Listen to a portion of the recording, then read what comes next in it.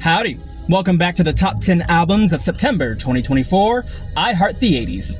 Today, we are rounding out this week with number 6, 1984 by Van Halen, released in 1984. 1984 seems like one of those records that no matter what your music taste is, you've heard it at least once or twice.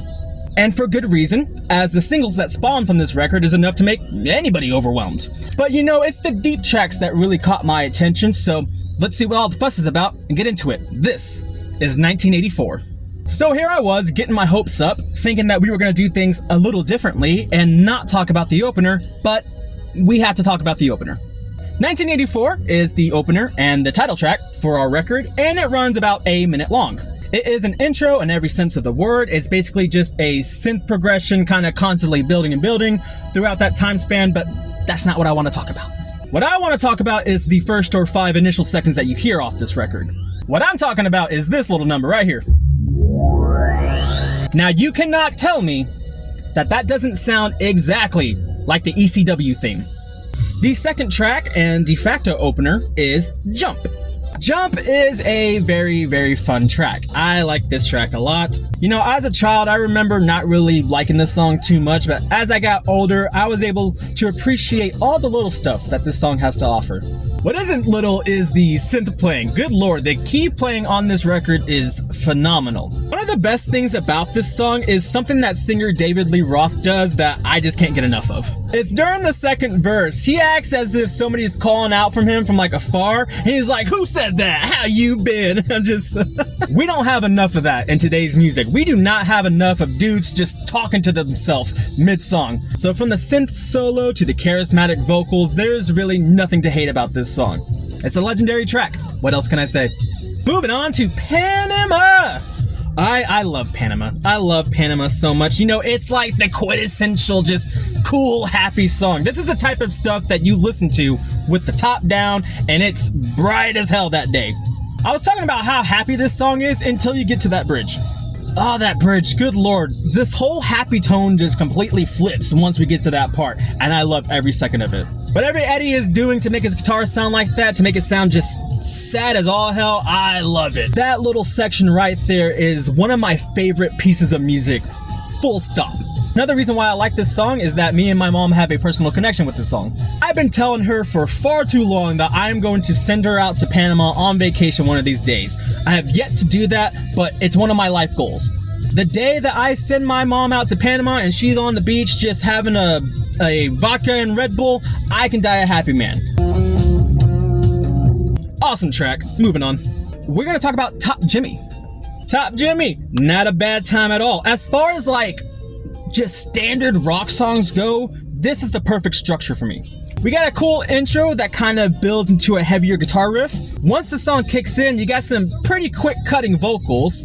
Follow that up with a catchy chorus, repeat that one more time, add in a breakdown and a solo, get yourself one more verse, make that shit a double chorus at the end, and all of a sudden, you have the perfect rock song. Once you throw Van Halen seasoning on it, it just becomes that much more ingrained into your mind because it's like, oh yeah, it's these guys that are doing it, and they do it well.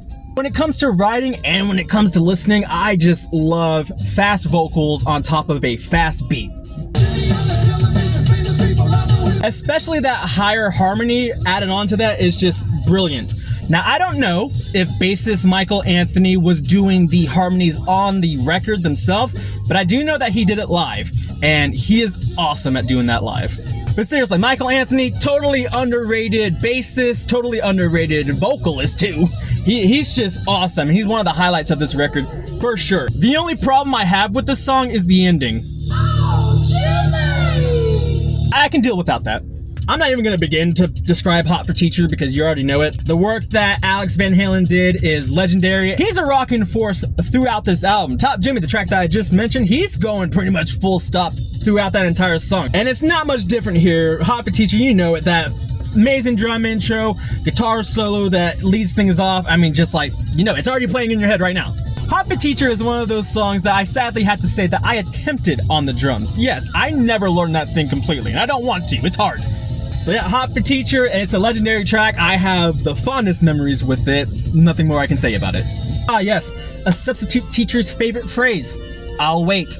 I'll Wait is slowly becoming a favorite of mine. I love that intro. It just makes me do this. Just any song that makes you fucking make that face is doing something good. When I think of this like big 80s rock song, just a band taking up so much space, I think of I'll Wait. It's the choruses when they get to those I'll Wait. It's just like, oh my goodness. As I mentioned, it was the deep tracks that really caught my attention with this album, and I'll Wait is like the perfect example of that. I can't wait to get more and more attached to this song as time goes on. I'll Wait is actually the start of the last 3 songs of this album, and that's whenever we like take a spacey turn. 1984 sets that spacey tone in the opener, right? But then you got Jump, Panama, Top Jimmy, like all those songs following after that. I just think that's so funny that they start off the record with 1984, rocked out for a good 25 minutes, and then they were just like, you know what, we gotta come back to that space sound. Let's put I'll Wait on here real quick. Yeah, I'll Wait, I don't think I can gas it up anymore. Moving on. Our closer, House of Pain. House of Pain's not a bad closer at all. It's pretty dope. Any song where you got the double bass pedals rocking throughout most of the verse, hey, I'm rocking with that too. Especially near the end is where I really like this song. Whenever you get the really dig that. The only problem with this song is that it fades. It fades out. Let me ask you something. If you were a musician, right? And they were just like, hey, write an ending, what would you do? You know, I think that's where this animosity really stems from. I wouldn't give a shit about fade outs, but the fact that it's a closer as well, now you're really grinding my gears. It's like you're watching your friend leave your house, right? And you're just like waving bye to them, but they left the door open and you're just watching them keep on walking straight. And you're just like, bye, well, there you go, I guess. Like, oh my God! It's not that serious, I promise. I'm just playing around. House of Pain is an awesome track. That double bass doesn't stop for nothing. And I can rock with that. And that was 1984. Doesn't need to be talked about much, but I still felt the need to do it. This album is iconic. Everybody gets the chance to shine, and everything just clicks. What's even better is that this thing is at a cool 33 minutes. You're not gonna feel like this album is dragging at all. And then you add the energy that this record has by itself, this record really just flies by. So, 1984, would you place it higher? Would you place it lower? Would you take it off the list entirely? Let me know what you think. We will be back on Monday where we officially kick off the top 5. You're not going to want to miss it. Stay tuned.